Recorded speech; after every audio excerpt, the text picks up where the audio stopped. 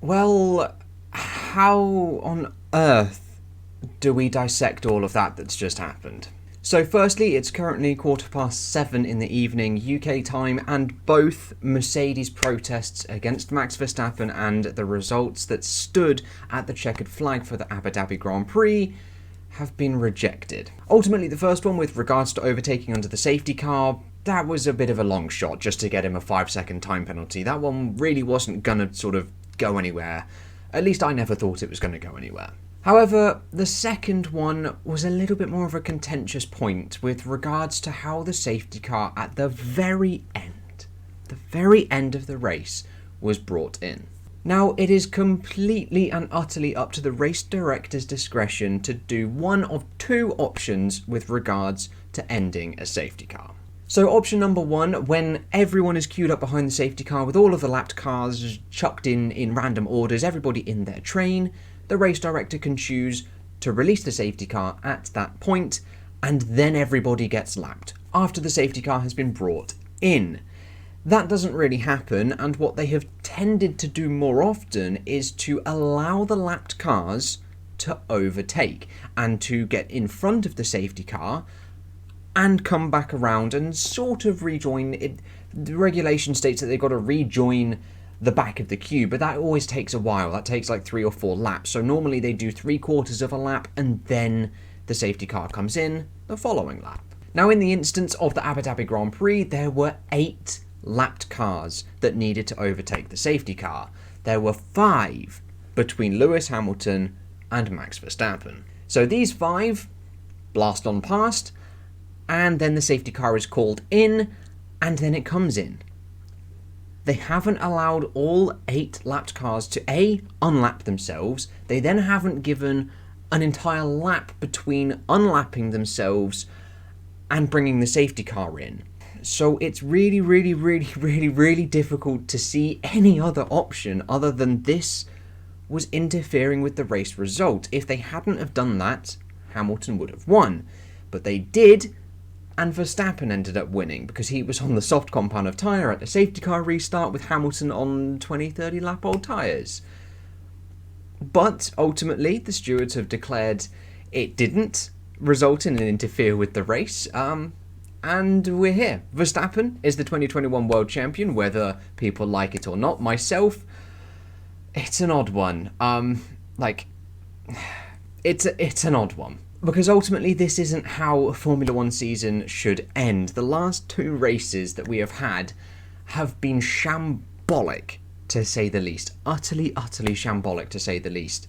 Saudi was just ridiculous, full of just all sorts of stuff. And this one had this one major incident. Yes, there was that little tussle at the start with Hamilton doing exactly what Verstappen has done to Hamilton twice now, at least twice this season, in Brazil and in Saudi. But there's just lots of random decisions that have seemed to have been made this year that have been a bit bizarre. But ultimately, that is where we stand. Verstappen is your 2021 Formula 1 World Champion, but Mercedes are the 2021 Formula 1 Constructors World Champions for the 8th time in a row. So now that I've sort of spoken about my gripes with this main race at the beginning of this video, we are now going to sort of delve on into my review of the highlights, as unfortunately my plan was to not spoil the race result for myself whilst I was at work, come back and watch the live replay of the race that was on Channel 4. However, that wasn't in the Sky deal that they allowed, and there was no live replay on Channel 4, so I had to watch the highlights at 5:30. So straight up, we've got what a start for Hamilton. That was the start he needed to get past Max Verstappen, to defend and attack like he did down into turn 6, to get past and stay in front, and crucially to do what Verstappen has done to him pretty much all season long. Whenever they've come to wheel battle, it was Hamilton this time who sort of cut the corner and kept the position, and it was deemed no investigation necessary as he didn't gain an advantage. Then Tsunoda was having a stellar race and a stellar battle with Leclerc straight after Verstappen's early pit stop to come off of the softs. Hamilton then immediately stops quite early off of his medium compound of tyres just to cover Verstappen.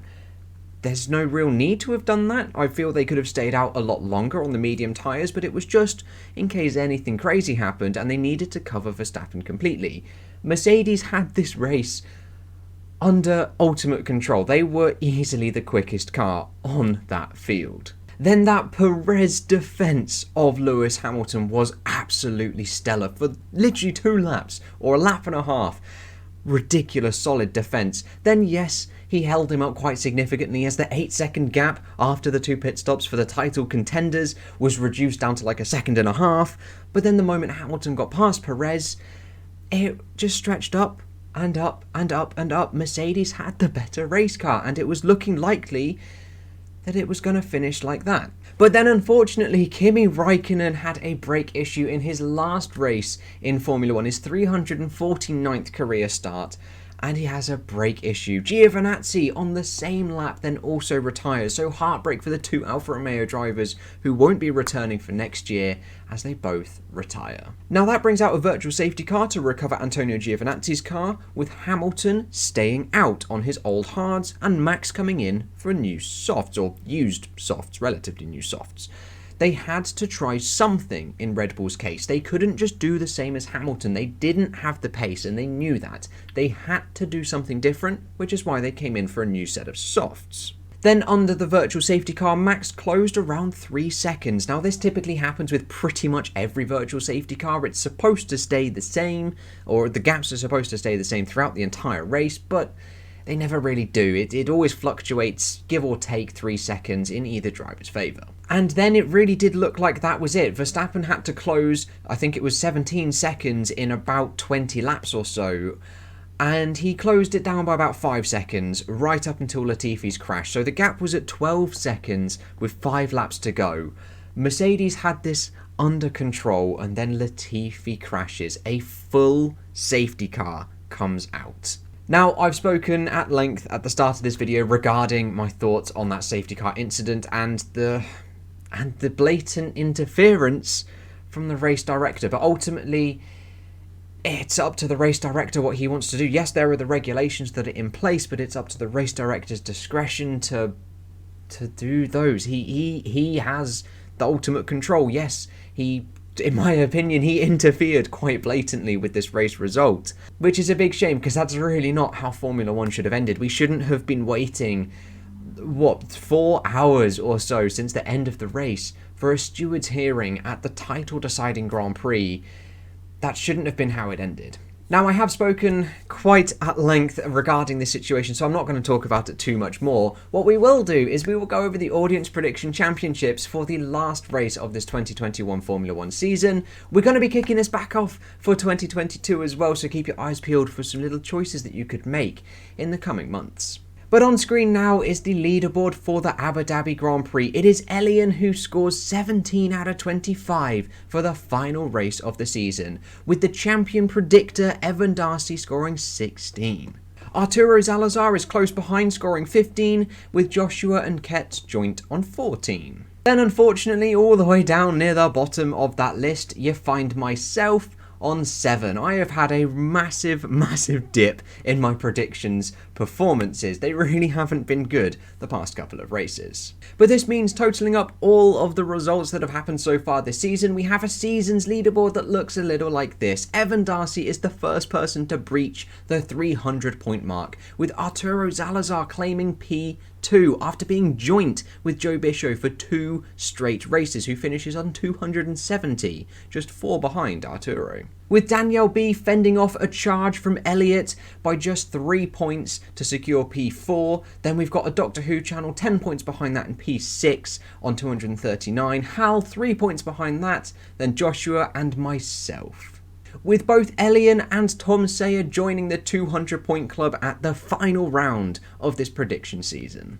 Then we get to the people who have entered into not every single one of these races. As we scroll down into the second half of this first leaderboard, we had a total of 133 unique entries into this season, which is absolutely mega. I have been so thankful for all of the kind words that people have been giving me regarding this series. Now equally, if you see yourself really low down in this summated leaderboard, please do not worry, as I have created a average points for the races that you have entered. So if you have only entered into 4 or 5 races and you've submitted a decent set of predictions, you could find yourself really high up in the average points that you have scored. And so that leaderboard looks a little like this. It is Schlank and Tushar Sign with 1 and 2 entries respectively, scoring 16 across those races that they entered. With Evan Darcy on their 21 entries, scoring an average of 14.3 per race. With the next closest person to that being Danielle B with 13.3 points across the 19 entries that they have made. But big shout out goes to VimZ25, Kit BM, Leroy and also Elliot for having a stellar run of predictions to boost themselves up really high into this average points leaderboard. We have to scroll all the way down into the second half of this though to find myself 10.7 points per race for the 21 entries that I have made. Then of course we have the second half of this leaderboard with the second half of this table as well to complete the 133 unique entries into this season, which honestly thank you guys so much for the stellar work that you've done and just engaging with the season and just engaging with me as a content creator as well for this amazing, incredible year of Formula 1 that we have had. Now, with the protests all dismissed from Mercedes and the results are standing, Max Verstappen is the 2021 Formula 1 World Champion. We could end up seeing it go to court with just a little bit more time to consider every single possible possibility from these scenarios. So perhaps it could change, but I really doubt it. Either way, it has been an exceptional season of Formula 1 racing, bar the last 2 races.